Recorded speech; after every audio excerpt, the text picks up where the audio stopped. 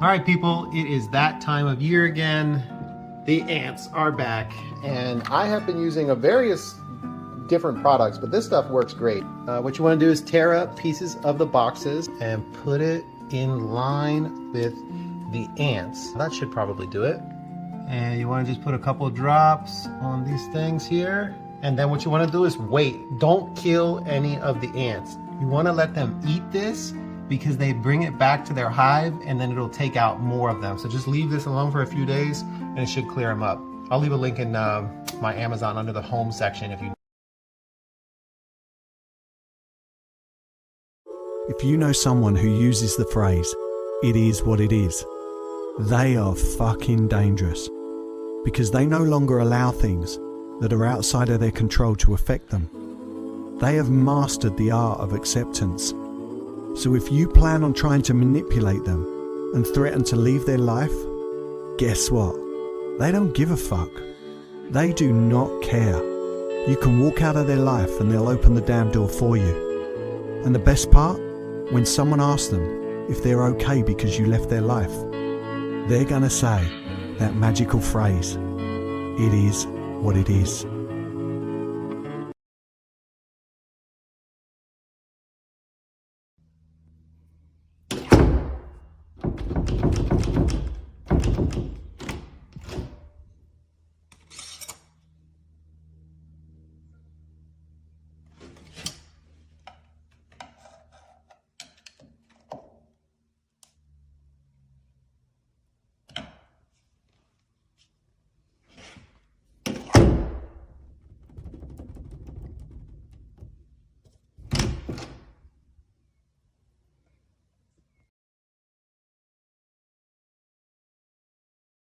Hey guys, Mr. Jalapeno here with another little home maintenance tip. So in a lot of the communities that I work in, they use MDF for all the trim, right? So all the baseboard, the casing, and what ends up happening, especially here in the showers, is if there's an excess of moisture or, you know, water spilled or whatever, sometimes the water will get underneath the baseboard. The baseboard will absorb all that water and then it'll just swell up. It'll, you know, look discolored and then you have the potential for mold. So what you want to do here is I always recommend caulking, you know, where the baseboard meets the floor. That way no water gets underneath. So what I like to do is place a little bit of blue tape about a 1/16 away from the baseboard, just because I want that water not to seep underneath there. And what I'm going to use is extreme stretch caulking. Look, it says crack proof and waterproof. And I like it because if there's any movement or, you know, the house settles a little bit, it's not going to crack and it's not going to be as bad as like just the regular caulking. Once you apply the caulking, you want to make sure you always have a wet rag with you. That way you don't make a mess, right? And then it helps your finger kind of glide through the blue tape and the baseboard. Just make sure it doesn't come out the sides because then it's going to look pretty bad. And then look, just always wet rag, and the homeowners have the paint, so that's always a plus. I'm going to cut in with my brush, right? Just make sure, I probably like 10-15 minutes before I paint it, just make sure you don't dig out the caulking because it'll defeat the purpose, right? We want it to be super waterproof. And then also I'm using a foam roller because I'm going to just, you know, roll the whole baseboard. Overall, it's going to look much, much better. You know, it's going to be like I barely installed this baseboard, super new. It was a little bit dirty, you know, just make sure you wipe off the area before you put the blue tape, or, you know, you don't want any of the debris going onto the baseboard, especially if you just strained out your paint. But that's pretty much it. Look, pull your tape, nice straight lines. I waited like 10 minutes before I pulled my tape. I don't want it to dry because the caulking will sometimes get stuck to the blue tape and then you won't have nice straight lines. But that's pretty much it. Look, water won't seep underneath and no mold, no replacing baseboard. Jalapeno Solutions. Boom.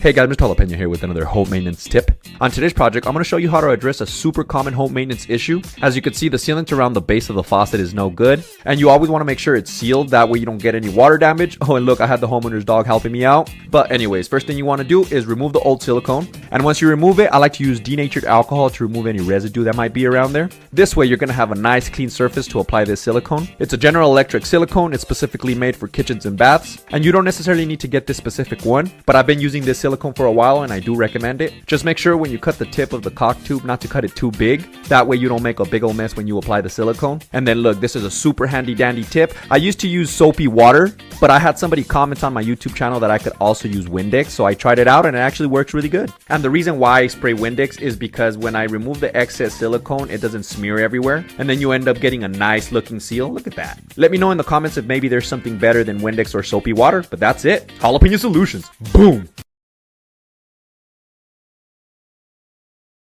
This lady was at her wit's end with low water pressure in her kitchen faucet. She said, Dave, can you please just change this thing? I said, hold up.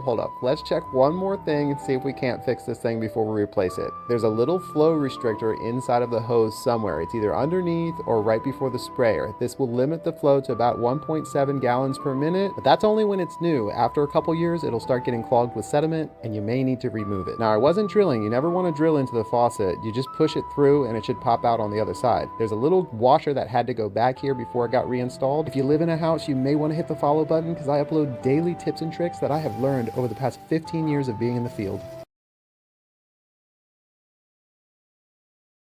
The temperature is too hot in the upstairs of your home. It could be because you don't have proper insulation and air sealing. Depending on your region, you may need 16 inches of insulation. Other things to check are in the basement. If you have dampers on your system that help control the volume of air going upstairs or to the first floor, you need to adjust them in the summertime. Another cheap fix would be to get a smart thermostat with a remote room sensor. You can install an Ecobee or a Honeywell T9 or T10, depending on your system. You can take that remote room sensor, place it upstairs. It'll force your system to overcool the rest of the house in order to get the upstairs to the desired temperature.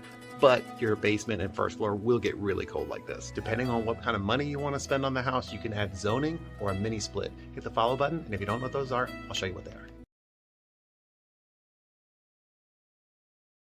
are. Okay, so you've recently discovered that you have an ant infestation and you've got to get it taken care of. And you don't want to use harsh chemicals because you've either got pets or small children running around.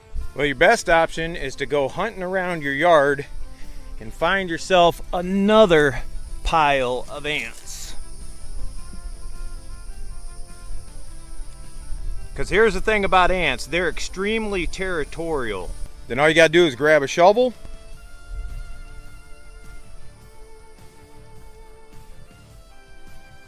scoop up these ants, and then go toss them on the other pile, grab yourself a beer, and enjoy the fight. Alright, so anytime my wife starts a sentence with, honey, I was thinking, I already know I either gotta buy, move, paint, or build some shit like MacGyver that she saw on Pinterest. And I don't even know how these people do it. 3 easy steps. 3 easy steps for my wife to tell me how to do it. It ain't 3 easy steps for the husband to do it. That's how my day has started, guys. She was thinking. Stay blessed, y'all. Hello, Mr. George. How much you pay for the new guy? $20? No, too much money. He's no good operator. He's not doing nothing.